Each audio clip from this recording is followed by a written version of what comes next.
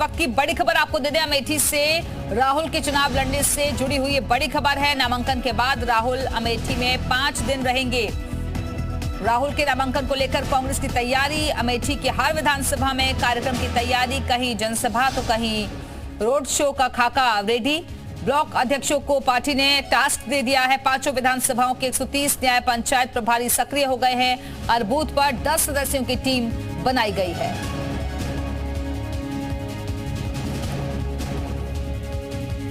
तो इस वक्त की बड़ी खबर, आज कांग्रेस की बैठक भी बुलाई गई है। माना जा रहा है कि अमेठी और रायबरेली सीट पर सस्पेंस खत्म हो सकता है।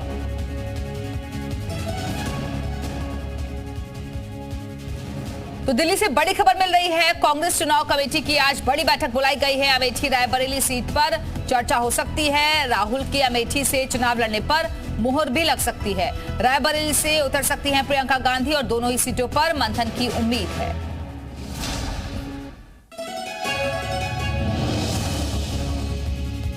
लोकसभा चुनाव के 2 चरणों में देश की कुल 190 सीटों पर वोटिंग हो चुकी है और इसके बाद आज कांग्रेस की बैठक होने जा रही है।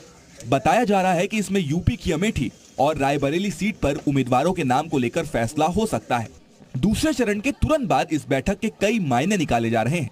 कारण है राहुल गांधी की वायनाड सीट पर मतदान, जो कि शुक्रवार को हो चुका है। आज रात 8 बजे कांग्रेस मुख्यालय में केंद्रीय चुनाव समिति की बैठक होगी, जिसमें पंजाब और यूपी की सीटों पर चर्चा हो सकती है। इसके अलावा अमेठी और रायबरेली सीट के लिए प्रत्याशियों के नाम पर मुहर लग सकती है।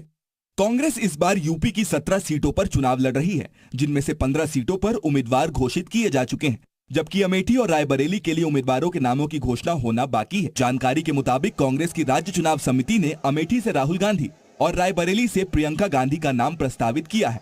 समिति ने ये प्रस्ताव चुनाव समिति को भेज दिया था और अंतिम निर्णय गांधी परिवार पर छोड़ दिया है। ऐसे में उम्मीद है कि आज इन सीटों पर कांग्रेस उम्मीदवारों के नाम का ऐलान हो सकता है।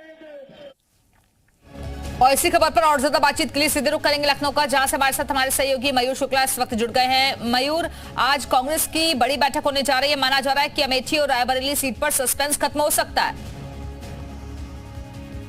बिल्कुल, देखिए 2 चरणों के चुनाव हो चुके हैं और अब 5 चरणों के चुनाव बाकी हैं। तो ऐसे में अब युद्ध स्तर पर सीईसी कमेटी भी आज अपनी बैठक करेगी और सबसे बड़ी जो सस्पेंसफुल सीटें हैं उत्तर प्रदेश की रायबरेली और अमेठी, इस पर लगातार इस बात की कयास लगाई जा रही है कि रायबरेली से प्रियंका गांधी और अमेठी से राहुल गांधी चुनाव लड़ सकते हैं। हालांकि 90% रायबरेली से प्रियंका गांधी का तो तय पहले से ही माना जा रहा था, लेकिन अमेठी से जब राहुल गांधी की बी टीम लगातार प्रचार प्रसार कर रही है अमेठी में, और अब क्योंकि दूसरे चरण में वायनाड से चुनाव लड़ रहे हैं राहुल गांधी, अब वहां पर चुनाव हो चुका है, तो अब राहुल गांधी के पास पूरा समय है कि वो अमेठी से अगर चुनाव लड़ते हैं तो यहां पर ज्यादा से ज्यादा समय देंगे, कार्यकर्ताओं नेताओं से मिलेंगे। इसी के साथ सैम पित्रोदा का जो बयान आया था उसको लेकर भी चर्चा जरूर कांग्रेस पार्टी आज करेगी। तो ये सीईसी की बड़ी बैठक दिल्ली में आज होने वाली है। तमाम जो हॉट सीटें हैं उसको लेकर भी चर्चा होगी कि कहां से कौन सा प्रत्याशी उतारना है। इसी के साथ उत्तर प्रदेश में क्योंकि समाजवादी पार्टी के साथ गठबंधन है कांग्रेस पार्टी का, तो किस तरीके से आपसी सामंजस्य बिठाकर आगे चुनावी रैलियां करना है, प्रचार प्रसार करना है, क्योंकि सोशल मीडिया के जरिए तो सभी 80 सीटों पर कांग्रेस अपनी पार्टी का प्रचार करे, लेकिन ग्राउंड पर अभी तक कांग्रेस बहुत ज्यादा मेहनत करती हुई नजर नहीं आई है। तो आगे के चरणों में नाम अनाउंस अभी तक ना हुआ हो, लेकिन तैयारियां जोरों पर चल रही हैं। बताया जा रहा है कि नामांकन के बाद राहुल गांधी 5 दिनों तक रह सकते हैं, प्रचार प्रसार तेजी के साथ किया जाएगा। ये सारी तैयारियां दूसरी तरफ से चल रही हैं। हाँ बिल्कुल, ये तो करना ही है, अब युद्ध स्तर पे काम करना है। और रायबरेली अमेठी पारंपरिक सीट रही है कांग्रेस पार्टी की। पिछली बार स्मृति